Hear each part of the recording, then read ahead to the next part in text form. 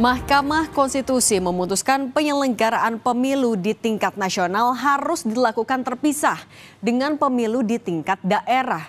Putusan MK harus menjadi momentum bagi DPR dan pemerintah untuk mempercepat pembahasan revisi Undang-Undang Pemilu. Karena perbaikan sistem pemilu hanya bisa terwujud melalui pengaturan baru lewat revisi Undang-Undang Pemilu. Tentu komitmen dan integritas dari semua pihak untuk menjaga pemilu yang jujur dan adil juga sangat diperlukan. Inilah catatan Kompas TV, putusan MK, momentum perbaikan sistem pemilu.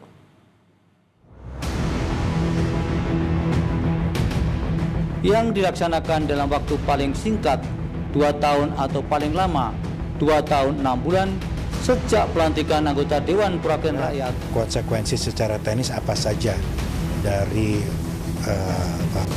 putusan MK tadi? Pelaksanaan tahapannya sangat berhimpitan, itu bagaimanapun mau tidak mau berdampak terhadap beban yang bersamaan dalam satu waktu. Penataan jadwal pemilu ini akan berdampak sangat signifikan terhadap manajemen pemilu ya. Mahkamah Konstitusi memutuskan penyelenggaraan pemilu tingkat nasional dilakukan terpisah dengan pemilu tingkat daerah atau kota. Salah satu pertimbangan Hakim MK adalah rentang waktu yang sangat berdekatan. Pemilihan dilaksanakan secara serentak di seluruh wilayah Negara Kesatuan Republik Indonesia untuk memilih anggota Dewan Perwakilan Rakyat Daerah Provinsi, anggota Dewan Perwakilan Rakyat Daerah Kabupaten Kota, dan gubernur atau wakil gubernur, bupati atau wakil bupati, dan wali kota atau wakil wali kota yang dilaksanakan dalam waktu paling singkat 2 tahun atau paling lama 2 tahun 6 bulan sejak pelantikan anggota Dewan Perwakilan Rakyat dan anggota Dewan Perwakilan Daerah atau sejak pelantikan Presiden atau Wakil Presiden. 6. Menolak permohonan pemohon untuk selain dan selebihnya. Menanggapi keputusan MK, Ketua KPU Muhammad Afifuddin menyatakan jeda antara pesta demokrasi nasional dan daerah dinilai dapat mempermudah distribusi beban kerja penyelenggara. Durasi jeda lebih panjang, sebagaimana sering kita sampaikan, banyak pihak juga menyampaikan, akan mungkin beban itu tidak terjadi di waktu yang sama. Jadi bebannya terdistribusi di waktu yang berbeda, apalagi pilihannya itu kan 2,5 tahun. Putusan MK yang bersifat mengikat membuat Kemendagri perlu menyusun simulasi konsekuensi penyelenggaraan hingga pendanaan pemilu. Pemisahan antara pemilu nasional dan pemilu lokal kami pelajari menjadi salah satu opsi dari masukan-masukan tersebut. Namun tentunya kan harus sinkron dengan desain keseluruhan sistem pemilu. Nah, karena itu kami akan pelajari, kami akan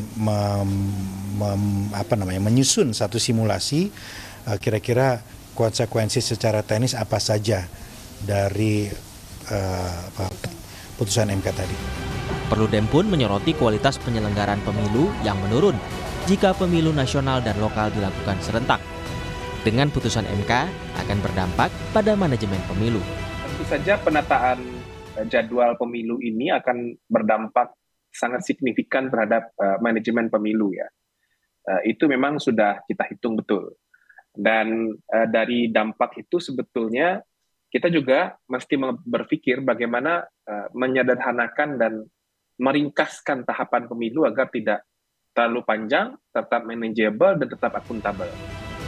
Putusan Hakim MK ini merupakan bagian dari amar putusan Hakim untuk putusan nomor 135-PUU-12-2024 yang diajukan Perludem.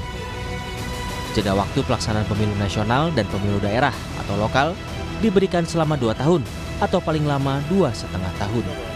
Tim Liputan Kompas TV. Mahkamah Konstitusi memutuskan penyelenggaraan pemilu di tingkat nasional harus dilakukan terpisah dengan pemilu di tingkat daerah. MK menyebut putusan ini bertujuan untuk meningkatkan kualitas pemilu dan memberikan kemudahan bagi para pemilih dalam melaksanakan hak pilihnya.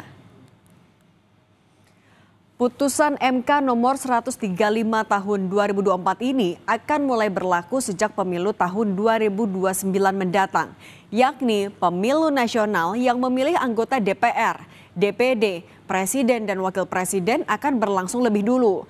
Baru 2 tahun atau paling lambat 2 tahun 6 bulan setelahnya, pemilihan di tingkat daerah untuk memilih DPRD, gubernur, bupati, serta wali kota diselenggarakan. Keputusan MK yang mengubah model penyelenggaraan pemilu serentak adalah bagian dari amar keputusan hakim atas permohonan uji material yang diajukan oleh Organisasi Perkumpulan untuk Pemilu dan Demokrasi atau Perludem. Langkah Perludem ini sejalan dengan aspirasi sejumlah pemerhati, akademisi, dan organisasi pemantau pemilu. Mereka menyebut pelaksanaan pemilu di tahun 2024 yang menyelenggarakan pemilu dan pemilihan kepala daerah di tahun yang sama membebani banyak pihak.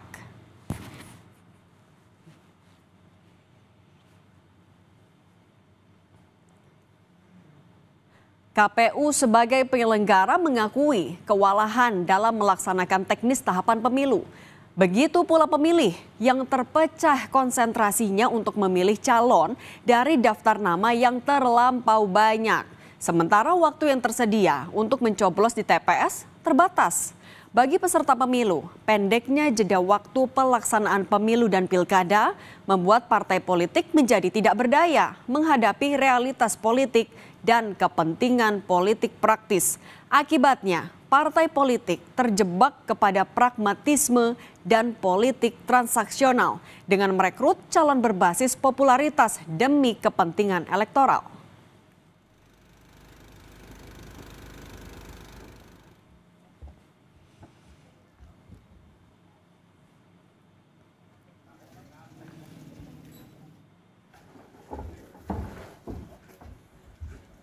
Sistem pemilu yang baik adalah sistem yang bisa memastikan rakyat mudah menyalurkan aspirasi. Kompetisi berjalan adil, sistem kepartaian berkembang hingga mendorong pemerintahan berjalan efektif. Sehingga penyempurnaan sistem pemilu adalah keputusan kelembagaan yang penting di negara demokrasi. Putusan MK adalah putusan yang penting bagi perbaikan sistem pemilu kita. Melalui pemisahan pelaksanaan pemilu nasional dan daerah, baik penyelenggara, peserta hingga pemilih diharapkan bisa menjalankan peran masing-masing secara optimal sehingga bisa meningkatkan kualitas pemilu kita. Putusan MK juga harus menjadi momentum bagi DPR dan pemerintah untuk mempercepat pembahasan revisi Undang-Undang Pemilu. Karena perbaikan sistem pemilu hanya bisa terwujud melalui pengaturan baru lewat revisi Undang-Undang Pemilu. Namun begitu, peraturan dan tata laksana yang baik hanyalah sarana saja. Lebih penting dan di atas itu semua, komitmen dan integritas dari semua pihak untuk menjaga pemilu yang jujur dan adil sangat diperlukan. Tidak boleh lagi ada rekayasa peraturan dan intervensi kekuasaan.